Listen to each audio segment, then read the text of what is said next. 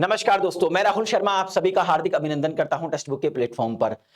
America के नवनिर्वाचित राष्ट्रपति ट्रंप साहब दुनिया को टैरिफ के नाम पर धमका रहे हैं। उन्होंने भारत के साथ भी ये चाल चली, लेकिन शायद ऐसा लगता है कि भारत के प्रति उनकी ये चाल थी, ये जो दांव था, ये उल्टा पड़ गया है। जी हां, अमेरिका के ट्रंप साहब इस समय पूरी दुनिया के बाजार की निगाह से देख रहे हैं। कुछ दिन पहले भारत के प्रधानमंत्री श्री नरेंद्र मोदी जी जब अमेरिका के दौरे पर गए, तब उन्होंने भारत के प्रधानमंत्री जी के सामने ये कहा कि जो प्रोडक्ट अमेरिका से भारत जा रहे हैं उन पर या तो तुरंत ही टैरिफ कम कर दिया जाए, नहीं तो जो प्रोडक्ट भारत से अमेरिका में आ रहे हैं उस पर जबरदस्त टैरिफ लगाएंगे हम, यानी कि इंपोर्ट ड्यूटी लगाएंगे। अब भारत असमंजस में था कि भाई अगर टैरिफ को कम करता है तो हमारा डोमेस्टिक मार्केट खत्म हो जाएगा, और अगर टैरिफ नहीं कम करता है तो हमारा एक्सपोर्ट खत्म हो जाएगा। तो ऐसे में भारत शांत बैठा है लंबे समय से, लेकिन पिछले 4 से 5 दिन के अंदर जो जबरदस्त चोट दी गई है अमेरिका को, उससे अमेरिका बौखला गया है, ट्रंप की नींद उड़ गई है। आइए आज इसी पर बात करते हैं, लेकिन इससे पहले मैं आपको बता दूं, देखिए कुछ दिन पहले जब भारत के प्रधानमंत्री नरेंद्र मोदी जी अमेरिका के दौरे पर गए थे, तो उस समय ट्रंप ने टैरिफ की तो बात की थी, लेकिन उसके साथ साथ उसने ये भी बोला था कि हम चाहते हैं कि जो हमारे डिफेंस प्रोडक्ट हैं वो ज्यादा से ज्यादा एक्सपोर्ट हो इंडिया में। इसके अलावा उन्होंने कहा था कि हम चाहते हैं कि F-35 जल्दी से जल्दी डील जो है F-35 की वो फाइनलाइज हो। लेकिन दोस्तों आप जानते हैं उसके बाद भारत के जो वायुसेना के प्रमुख है उन्होंने रिवर्ट करते हुए एक स्टेटमेंट दिया था कि जो F-35 जो है ये कोई फ्रिज नहीं है, रेफ्रिजरेटर नहीं है कि इसे देखा और खरीद लिया। मतलब आज से 3-4 दिन पहले इस स्टेटमेंट के माध्यम से यह बात तो समझ में आ गई थी, ट्रंप को यह जवाब तो दे दिया गया था कि भारत F-35 खरीदने के लिए अपना कोई प्रोग्राम, अपना कोई प्लान प्रिपेयर नहीं कर रहा है। यानी जो F-35 भारत को सेल करने की कोशिश कर रहा था उसको भारत ने मना कर दिया है दोस्तों। ठीक है, इस स्टेटमेंट के माध्यम से बहुत कुछ क्लियर होता है, क्योंकि कूटनीति की दुनिया में सीधा सीधा स्टेटमेंट नहीं दिया जाता, चीजों को घुमा फिरा के सामने रखा जाता है। अब दोस्तों एक दूसरी न्यूज निकल के आ रही है जिससे अमेरिका के राष्ट्रपति ट्रंप साहब को जबरदस्त झटका लगा है, और वो झटका है दोस्तों एमका इंजन से संबंधित। देखिए भारत की जो मिनिस्ट्री ऑफ डिफेंस है उसने दरवाजे खोल दिए हैं रूस की जो कंपनी है रोस्टेक, उसके लिए कि वो भी हमारा जो फाइटर जेट है, 5वीं पीढ़ी का जो फाइटर जेट है एमका, उसके लिए इंजन प्रोवाइड कर सकती है। अभी तक रोस्टेक जो थी इस इंजन प्रोवाइड करने की दौड़ में नहीं शामिल थी, लेकिन अब मिनिस्ट्री ऑफ डिफेंस ने उसको भी कह दिया कि आप भी हमें इंजन प्रोवाइड कर सकते हैं अगर आप हमें टेक्नोलॉजी शेयर करें और हमारी जो कॉस्ट इंजन की वो हमारे पर्ते में आए। अब जरा एमका को अच्छे समझने की कोशिश करते हैं कि आखिरकार ये एमका है क्या। तो मैं आपको बता दूं एमका की फुल फॉर्म है एडवांस मीडियम कॉम्बैट एयरक्राफ्ट। ये भारत का एक 5th generation stealth fighter jet project है। स्टील्थ का मतलब होता है एक इस तरीके का डिजाइन जिससे फाइटर जेट को दुश्मन के रडार ना पकड़ सके। इसको बेसिकली डीआरडीओ और एचएएल यानी हिंदुस्तान एयरोनॉटिक्स लिमिटेड दोनों मिलकर विकसित कर रहे हैं। दोस्तों एमका का जो पहला प्रोटोटाइप का निर्माण 2026 तक पूरे होने की संभावना है। इसके अलावा 2028-30 के आसपास इसका पहला टेस्ट फ्लाइट किया जा सकता है। इसके अलावा यह सुनिश्चित करने की कोशिश की जा रही है कि 2035 तक एमका भारतीय वायुसेना में शामिल हो जाए। अब बात कर लेते हैं फाइटर जेट की, 5वीं पीढ़ी के फाइटर जेट की कुछ विशेषताएं की।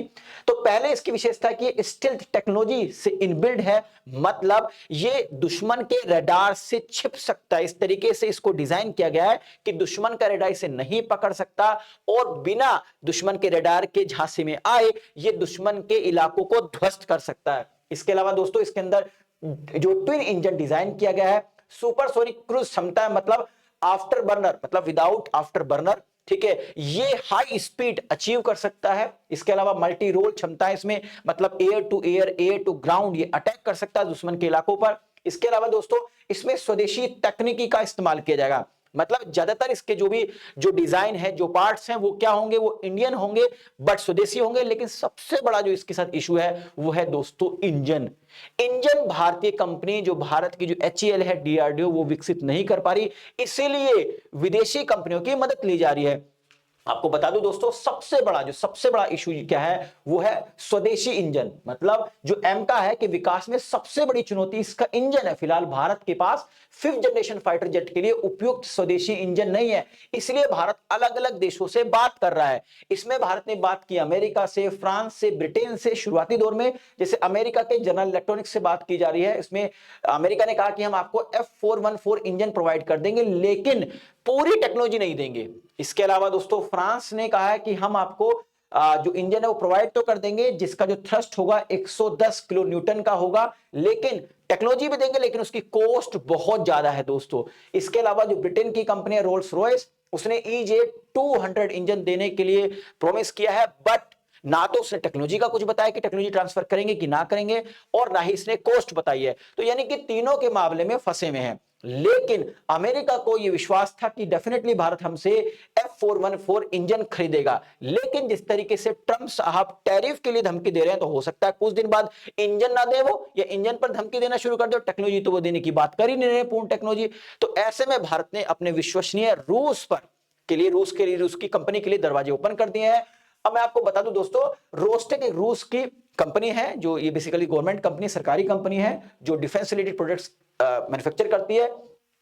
अब भारत ने इसके लिए दरवाजे खोले और इस कंपनी ने भारत के एमका कार्यक्रम के लिए 177S इंजन की पेशकश की है। अभी 177S इंजन बेसिकली AL41F1 और AL51 का एक हाइब्रिड मॉडल है दोस्तों, और ये स्टिल्ट जो हमारा फाइटर जेट है उसके लिए परफेक्ट है। यानी कि जो इंजन है 177S परफेक्ट इंजन है हमारे 5वीं पीढ़ी के एमका फाइटर जेट के लिए। अब बात करते हैं थ्रस्ट की। थ्रस्ट मतलब जो स्पीड देगा।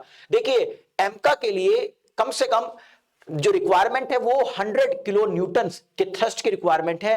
तो ये जितने भी इंजन है, चाहे वो ब्रिटेन प्रोवाइड कर रहा हो, चाहे फ्रांस प्रोवाइड कर रहा हो, चाहे अमेरिका प्रोवाइड कर रहा हो, उनका मैक्सिमम जो थ्रस्ट है वो 110 किलो न्यूटन है। लेकिन जो ये रूस की जो Rostec company 177S engine provide कर रही है, इसका जो थ्रस्ट है दोस्तों वो है 142 किलो न्यूटन, यानी कि 14,500 किलोग्राम।